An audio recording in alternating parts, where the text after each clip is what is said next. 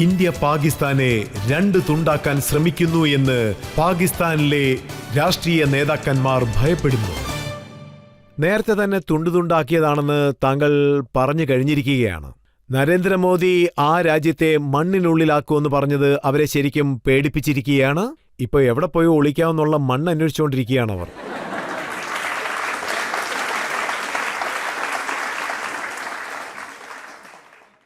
അതായത് പറയുകയാണെങ്കിൽ, ഞാൻ നമ്മുടെ മണ്ണിൽ ലയിക്കുമെന്ന് സംസാരിക്കുമ്പോൾ എപ്പോഴും ഒരു കാര്യം ഓർത്തോളൂ. ഒരാളുടെ പ്രവൃത്തിക്കനുസരിച്ചാണ് അയാളുടെ കർമ്മങ്ങൾ മണ്ണിൽ കുഴിച്ചു മൂടപ്പെടുന്നത്.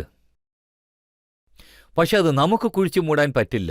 നമ്മുടെ ബഹുമാനപ്പെട്ട പ്രധാനമന്ത്രി എന്താണ് പറയുന്നത് എന്നുവെച്ചാൽ, നീ ചെയ്തുകൊണ്ടിരിക്കുന്ന പ്രവൃത്തി മനുഷ്യവർഗത്തിന് എതിരായിട്ടുള്ള ക്രൂരമായ പ്രവൃത്തിയാണ്. ഈ കുറ്റം ആരാണോ ചെയ്തത് അവർ മണ്ണിൽ കുഴിച്ചു മൂടപ്പെടും. അതിലൊരു സംശയവുമില്ല. അതിൽ നോക്കുകയാണെങ്കിൽ ഇതിൽ ഒരുപാട് കാര്യങ്ങളുണ്ട്. അതൊന്നും നമുക്ക് അവഗണിക്കാൻ പറ്റില്ല. ഈ പാകിസ്ഥാൻ സൈന്യം, നമ്മൾ അതിൻ്റെ ചരിത്രം നോക്കണം. 65-ാം വർഷം അവരെന്തു പറഞ്ഞു എന്ന് വെച്ചാൽ, ഡൽഹിയിലുള്ള ജിംഖാനയിലേക്ക് വന്ന് ഞങ്ങൾ ചായ കുടിക്കുമെന്ന് പറഞ്ഞു.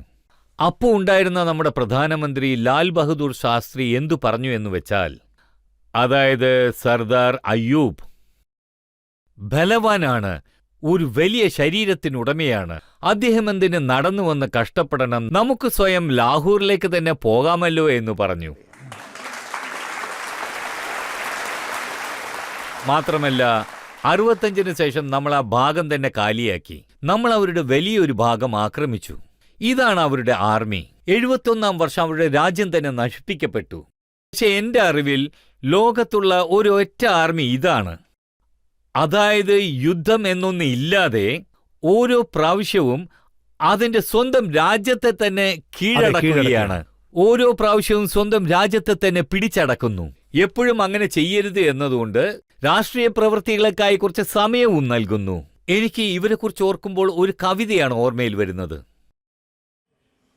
किश्ती भी नहीं बदली, दरिया भी नहीं बदला, हम डूबने वालों का जज्बा भी नहीं बदला, है शौक सफर ऐसा एक उम्र हुई हमने, मंजिल भी नहीं पाई, रास्ता भी नहीं बदला.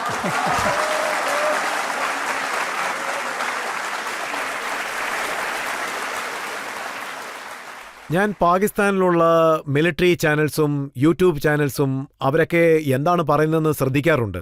അതിലൊരാൾ പറയുന്നത്, ഞങ്ങളുടെ രാജ്യത്തുള്ള 82% ആൾക്കാർ ഇന്ത്യയുടെ കൂടെ യുദ്ധം ഉണ്ടാകുകയാണെങ്കിൽ നമ്മുടെ രാജ്യത്തിന് മാനേജ് ചെയ്യാൻ പറ്റുമെന്ന് വിശ്വസിക്കുന്നവരാണ്. ബാക്കിയുള്ള 18% ആൾക്കാർ പാകിസ്ഥാൻ ഒരിക്കലും ജയിക്കാൻ സാധിക്കില്ലെന്ന് പറയുന്നവരാണ്. പക്ഷെ ആ 18% ആൾക്കാരും പട്ടാളത്തിലുള്ളവരാണ്. കണ്ടോ, ഞാൻ ആദ്യമേ പറഞ്ഞ പോലെ ഇതിനേക്കാളും വലിയൊരു തെളിവ് എന്താ ഉണ്ടാവുക? തീവ്രവാദികൾ തന്നെ സൈന്യത്തിന് യുദ്ധം ചെയ്യാൻ പറ്റില്ല എന്നതുകൊണ്ട് അവര് തന്നെ വിശ്വസിക്കുന്ന സിദ്ധാന്തം ഇതാണ്. അപ്പോഴല്ല ഒരു രാജ്യം തീവ്രവാദത്തെ അതിന്റെ ഒരു രാഷ്ട്രീയ ഭാഗമായി മാറ്റൂ. നമ്മുടെ ആർമിയെ കൊണ്ട് പോരാടാൻ കഴിഞ്ഞാൽ തീവ്രവാദികളുടെ സപ്പോർട്ട് എന്തിനാ? തീവ്രവാദികളുടെ സപ്പോർട്ട് നിങ്ങൾക്ക് എപ്പോഴാണ് വേണ്ടി വരിക എന്ന് വെച്ചാൽ, അവിടെയുള്ള മിലിറ്ററി പോലും തീവ്രവാദികളാണെന്ന് താങ്കൾക്ക് തോന്നിയിട്ടില്ലേ? യാതൊരു വ്യത്യാസവുമില്ലല്ലോ. അല്ല, അങ്ങനെയല്ല. നിങ്ങൾ പറയുന്നത് ഒരു അടിസ്ഥാനവും ഉള്ളതല്ല. ആദ്യത്തെ ഭീകര പ്രവർത്തനം 1900-ൽ പാകിസ്ഥാനി റൈഡേഴ്സ് അകത്തോട്ട് വന്നു. 48-ൽ വന്നു.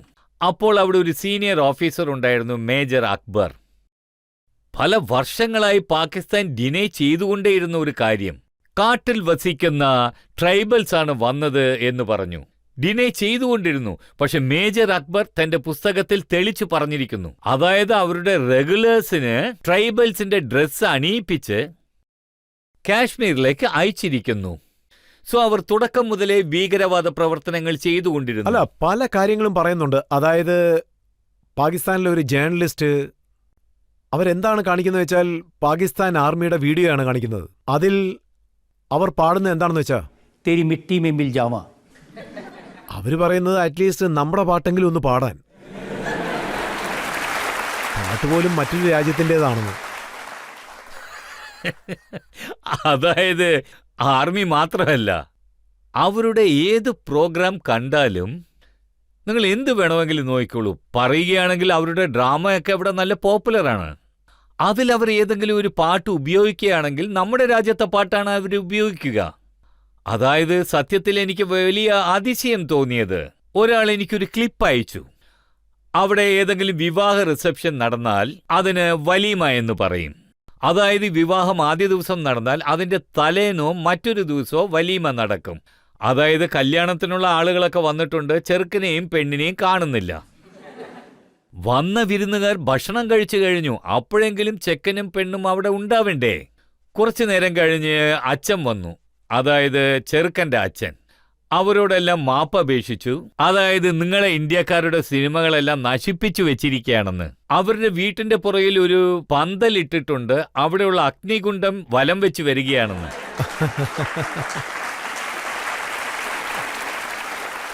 അതായത് ഇടയ്ക്കിടയ്ക്ക് അവർ ഈ കാര്യം പറഞ്ഞുകൊണ്ട് തന്നെയാണ് ഇരിക്കുന്നത്. ഹിന്ദു മുസ്ലിം ഞങ്ങൾ ഒറ്റപ്പെട്ടവരാണെന്ന്. എന്നോട് ചോദിച്ചാൽ അവർക്ക് തന്നെ ഒരു ഫീലിംഗ് ഉണ്ടാകുന്നു. നിങ്ങൾ മേൽക്കൂരയിൽ കയറി ചാടിയാലും നമ്മൾ വേറെയല്ല എന്ന് തോന്നുന്നു.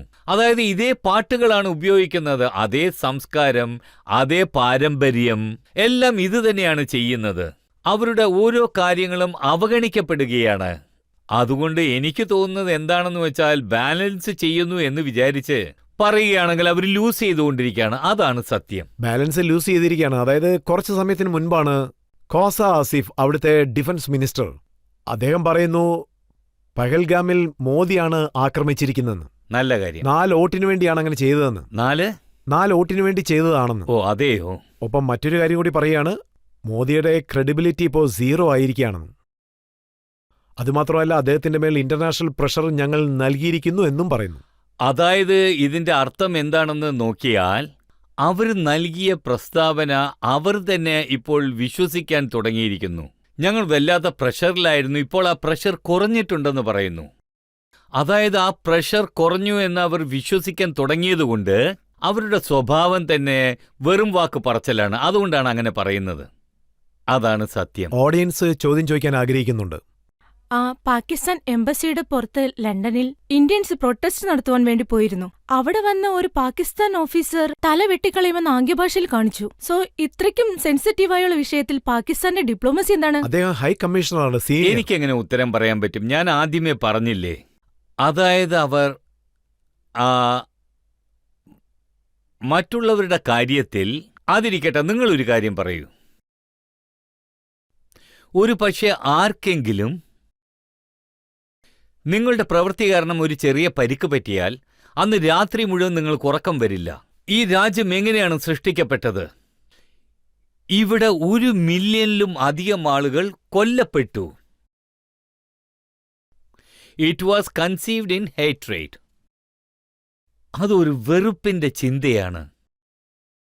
അവിടെ നിങ്ങൾ സാധാരണ കാര്യങ്ങൾ പ്രതീക്ഷിച്ചാൽ അത് തന്നെ അധികപ്പറ്റാണ്.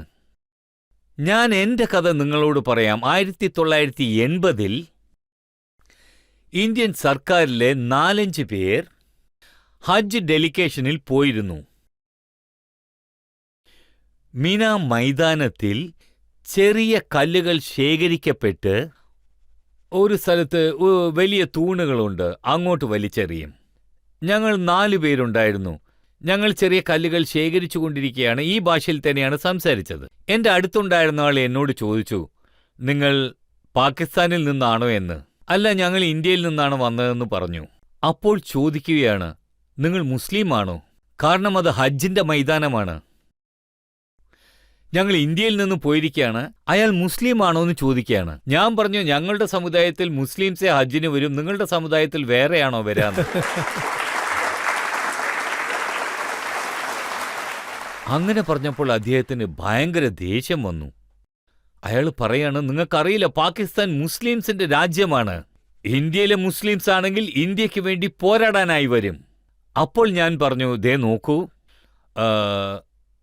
ഹുബ്ബുൽ വതൻ മിൻ ജുസുൽ ഈമാൻ.